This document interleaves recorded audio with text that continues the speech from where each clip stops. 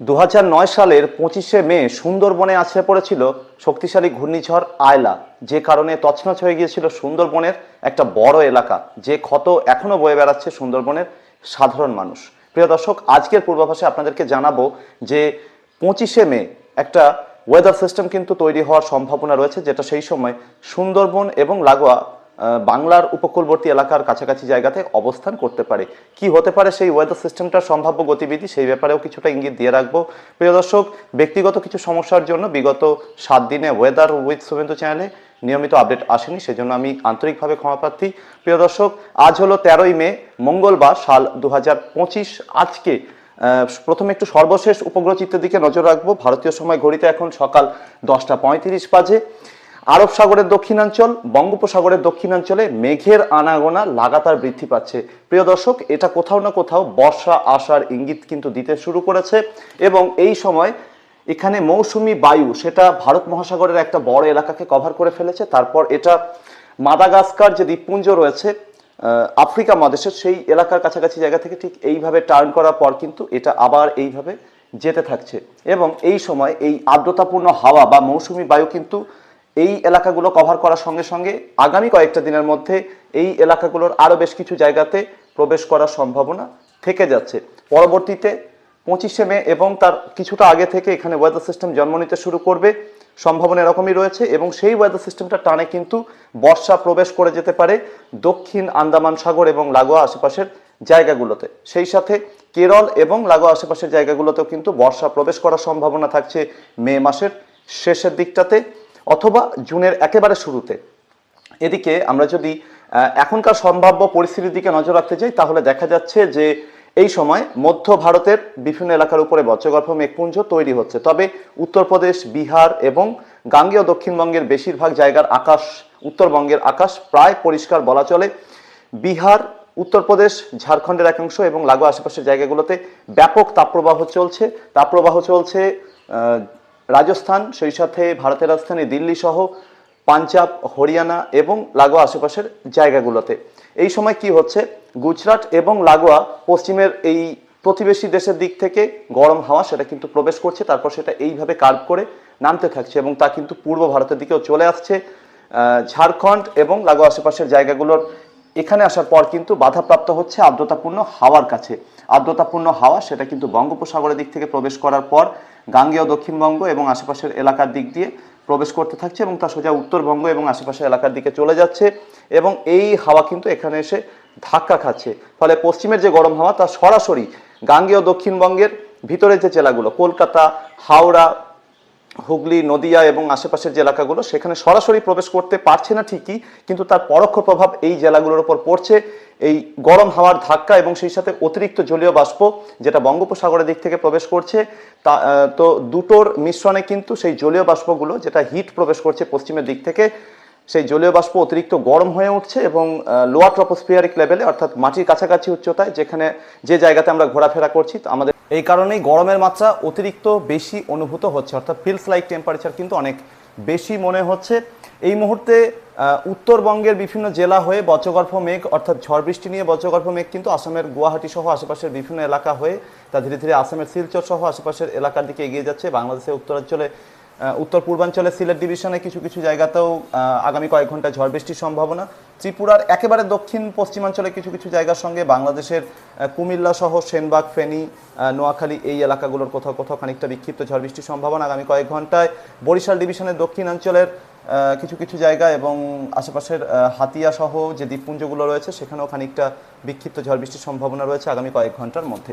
এদিকে কলকাতার খানিকটা উত্তর পশ্চিম দিকে টুকরো টুকরো মেঘপুঞ্জ, দানা বাঁধার মতো পরিস্থিতি নজরে আসছে। তবে আজকে জলীয় বাষ্পের যোগান যেহেতু রয়েছে, তাপমাত্রা অনেক বেড়েছে এবং সেই সাথে গুমোট ভ্যাপসা ভাব রয়েছে, এবং এই দুই বিপরীতধর্মী হাওয়া, একদিক থেকে পশ্চিমের গরম হাওয়া, অন্যদিকে আর্দ্রতাপূর্ণ হাওয়া, দুটো মুখোমুখি হচ্ছে পশ্চিমবঙ্গ এবং ঝাড়খণ্ড সীমান্ত বরাবর জায়গাগুলোতে। ফলে এখানে বিকালের দিকে বজ্রগর্ভ মেঘ তৈরি হওয়ার সম্ভাবনা কিন্তু আজও রয়েছে। গতকাল যদিও ঝড় বৃষ্টি নজরে এসেছে কলকাতা সহ দক্ষিণবঙ্গের দক্ষিণাঞ্চলের একটা বড় এলাকাতে, এবং কলকাতা এবং লাগোয়া জায়গাগুলোতে বজ্রগর্ভ মেঘের উচ্চতা কিন্তু 20 কিলোমিটার পর্যন্ত পৌঁছে গিয়েছিল। তো আজকেও কিন্তু বিক্ষিপ্ত ঝড় বৃষ্টির সম্ভাবনা দক্ষিণবঙ্গের জেলাগুলোর দিকে থাকছে মোটামুটি বিকাল থেকে সন্ধ্যা বা রাতের মধ্যে। আগামীকালও বিক্ষিপ্ত ঝড় বৃষ্টির সম্ভাবনা গাঙ্গেয় দক্ষিণবঙ্গের কোথাও কোথাও থাকছে, যদিও সম্ভাবনা যে খুব বেশি তা কিন্তু নয়। তবে প্রি মনসুন অ্যাক্টিভিটি যে কোনো জায়গাতে যে কোনো সময় হওয়ার সম্ভাবনা কিন্তু থেকে যাচ্ছে। উত্তরবঙ্গের জেলাগুলোতে আজকে বিক্ষিপ্ত ঝড় বৃষ্টির সম্ভাবনা থেকে যাচ্ছে, মেনলি রাতের দিকে, বেশি রাতের দিকে। তবে ঝাড়খণ্ড এবং বিহারে ঝড় বৃষ্টির সম্ভাবনা কম। ওড়িশা দক্ষিণাঞ্চলে কোথাও কোথাও বিক্ষিপ্ত ঝড় বৃষ্টি হতে পারে। বাংলাদেশের বিভিন্ন যে ডিভিশনগুলো রয়েছে, 8টা ডিভিশনের বিভিন্ন জায়গাতে বিক্ষিপ্তভাবে ঝড় বৃষ্টির সম্ভাবনা। আগামী পরশুদিন অর্থাৎ মে মাসের 15 তারিখেও কিন্তু বিক্ষিপ্ত ঝড় বৃষ্টির সম্ভাবনা গাঙ্গেয় দক্ষিণবঙ্গের ভিতরের জেলাগুলোর দিকে থাকবে। পশ্চিমের জেলাগুলোর দিকে গরম হাওয়ার প্রভাব চলতে থাকবে। বাংলাদেশের বিভিন্ন জায়গা, ত্রিপুরা, আসামের বিভিন্ন জায়গাতেও কিন্তু বিক্ষিপ্ত ঝড় বৃষ্টির সম্ভাবনা থাকছে। মে মাসের 16 তারিখেও বিক্ষিপ্ত ঝড় বৃষ্টি গাঙ্গেয় দক্ষিণবঙ্গের বিভিন্ন জেলার দিকে থাকবে। তবে এই সময় থেকে আর্দ্রতাপূর্ণ হাওয়ার যোগান বাড়তে থাকবে বলেই মনে হচ্ছে,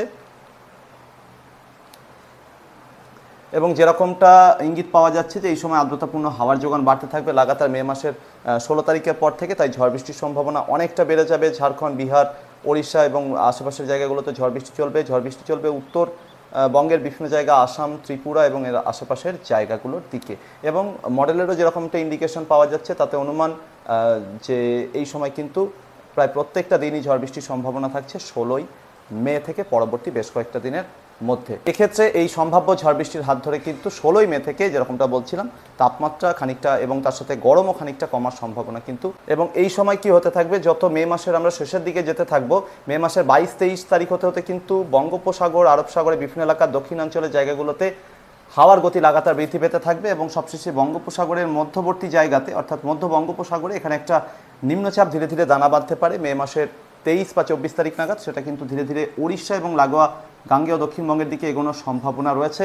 সিস্টেমটি ঘূর্ণিঝড়ে পরিণত হওয়ার সম্ভাবনা সম্পূর্ণভাবে উড়িয়ে দেওয়া যাচ্ছে না, যদিও বিভিন্ন নিউমেরিক্যাল ওয়েদার মডেলে এখনও পর্যন্ত এটা একটা শুধুমাত্র সাধারণ নিম্নচাপ হিসেবেই উড়িষ্যা এবং লাগোয়া পশ্চিমবঙ্গের দিকে এগোনোর ইঙ্গিত পাওয়া যাচ্ছে। তবে আমার যেটা অনুমান, এটা কিন্তু ঘূর্ণিঝড়ে রূপান্তরিত হওয়ার আশঙ্কা থেকে যাচ্ছে। তবে মে মাসের 24 বা 25 তারিখ থেকে কিন্তু উড়িষ্যা, গাঙ্গেয় দক্ষিণবঙ্গের দক্ষিণাঞ্চলের জায়গাগুলোতে হাওয়ার গতি এবং সেই সাথে ধীরে ধীরে বৃষ্টিপাতের পরিমাণ বৃদ্ধি পেতে থাকবে এবং একটানা বৃষ্টিপাতের সম্ভাবনা কিন্তু থাকছে।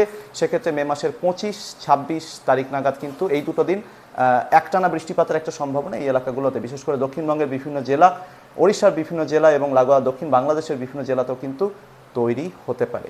এবং সেক্ষেত্রে যেটা হতে পারে, এই শক্তিশালী নিম্নচাপ বা সম্ভাব্য ঘূর্ণিঝড়টির হাত ধরে বঙ্গোপসাগরের, আরব সাগরের দক্ষিণাঞ্চলে বিভিন্ন জায়গা, বঙ্গোপসাগরের দক্ষিণাঞ্চলে বিভিন্ন জায়গা, এখানে কিন্তু ধীরে ধীরে বর্ষা প্রবেশ করার অনুকূল পরিস্থিতি তৈরি হতে থাকবে। এবং যত সময় যাবে ভারতের মূল ভূখণ্ড অর্থাৎ কেরল এবং লাগোয়া আশেপাশের জায়গাগুলোর দিকেও কিন্তু বর্ষা প্রবেশ করতে থাকবে একেবারে মে মাসের শেষের দিকে অথবা জুনের একেবারে শুরুতে, এরকমই সম্ভাবনা কিন্তু রয়েছে।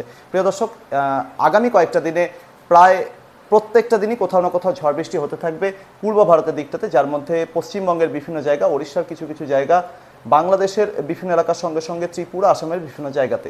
ফলে এই এলাকাগুলোতে কিন্তু সতর্কতা নেওয়ার প্রয়োজন রয়েছে। শিলাবৃষ্টি, বজ্রপাত এবং সেই সাথে কালবৈশাখী ঝড়ের সম্ভাবনা বা দমকা ঝোড়ো হওয়ার আশঙ্কা কিন্তু রয়েছে। তাই অবশ্যই সতর্কতা অবলম্বন করবেন। সেই সাথে গরমের, মাত্রাতিরিক্ত গরমের কারণেও কিন্তু যথেষ্ট সতর্কতা নেওয়ার প্রয়োজন রয়েছে। খুব প্রয়োজন ছাড়া রোদে কিন্তু বাইরে বেরোবেন না। এই ছিল আগামী কয়েকটা দিনের আবহাওয়ার সম্ভাব্য পরিস্থিতি। পরবর্তী আপডেট এবং লাইভে আবারও দেখা হবে। ধন্যবাদ।